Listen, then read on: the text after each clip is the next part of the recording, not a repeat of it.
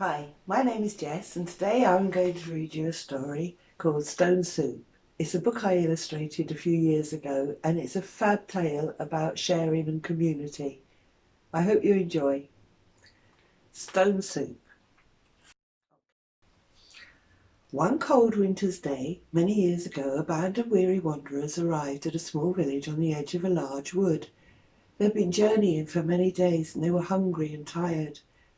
At last, said their leader, a large friendly dog. Warm fires, friendly faces, and a nice hot supper.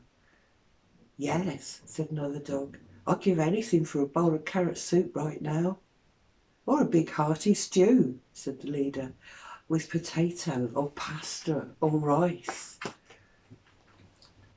As they started to unpack their belongings for the night, however, they noticed that the village was very quiet and seemed empty. Not many lights at the windows, said one, and there's no smoke from the chimneys. There's no one about, added the leader. I wonder what's wrong. Now, if you look under the flaps, you can actually see a few people are about. They started to put up their tent. Before long, the door of one of the cottages opened and an old villager came out. It's best you move on, he said. It's been a long, hard winter and we have no food left. We can't feed you tonight. We can't even feed ourselves. One by one, the other villagers came out of their houses. We're poor, one said, and hungry, joined in another. We can't offer you food. Be on your way. Not very nice. Don't you worry about that, said the leader. We're going to have a hearty stone soup. There'll be enough for you too, if you like. I've never heard of stone soup, said the old villager. Is it good? Good, said the leader. It's the most delicious soup you'll ever taste. It's hot, tasty and filling. All we need is some wood for a fire.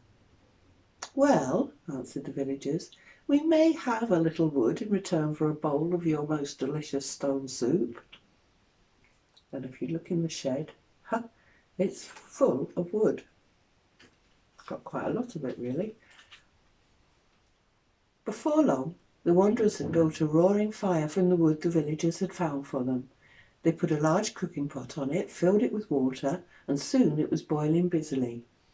The villagers came out to stand around the fire and held out their hands. It's good to be warm, they said. What a good idea to put all our wood together. The leader reached into the cart and pulled out a bundle. He unwrapped it carefully and revealed a large stone. Is that it? The old villager asked. It looks just like an ordinary stone. Have we wasted our precious firewood for that? This is no ordinary stone, said the leader. It's a stone soup stone. And he dropped it into the boiling water. The cook dipped in a spoon and tasted the liquid. Is it good? The villagers asked him eagerly. Not bad, he said, but it needs a little salt. He turned to the leader. Do we have any salt? The leader shook his head. I don't think so. Ah, it's no good without salt, said the cook. I'll have to tip it away. Wait a minute, said one of the villagers. Let me see, I might be able to find a little salt, if that's what it needs. And off he runs. The cook tipped in the salt and tasted the soup. Much better. If only we had some parsley. Wait, called out one of the villagers. I think I might know where a little bunch of parsley is. I'd forgotten all about it until now.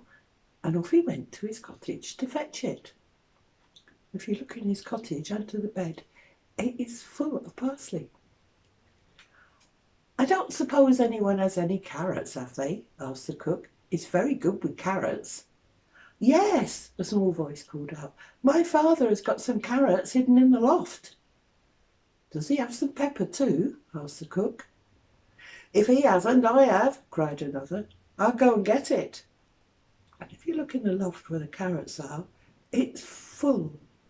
No space for anything else, just carrots. Before long, all the villagers had remembered bits of food and seasoning to go in the soup. Only the old villager had refused to give anything to the meal, saying he had no food in his house at all. Everyone stood around the cooking pot and breathed in deeply. The soup smelled perfect. "Is it ready?" asked a small voice. "We are so hungry." The cook dipped in his spoon, better get my spoon again, and sipped the broth. "No," he said, shaking his head. "What it really needs now is an onion." Everyone stared at their feet and shuffled uneasily. Then one by one they all turned to look at the old villager. He turned red and muttered, all right, I might just have an onion in my house, just one, mind." And off he shuffled. After a while, the old villager returned carrying the biggest onion you could wish for. Everyone cheered as the cook chopped it up and threw it into the soup. Even the old villager smiled a little.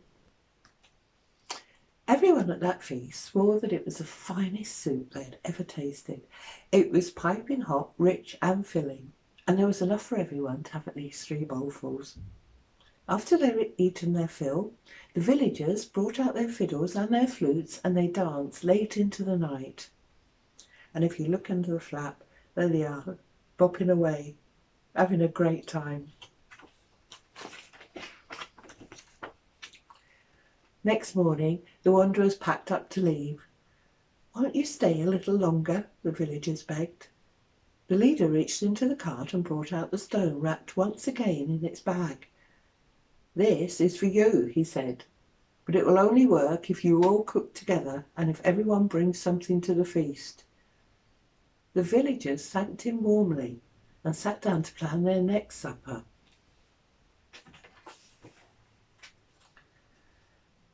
The wanderers finished their packing and set off towards the next village. Once they were out of sight, the dog bent down and picked up a large stone at the edge of the path. "Just in case," he thought to himself. So that's stone soup. I hope you enjoyed it. Thanks for watching. Bye.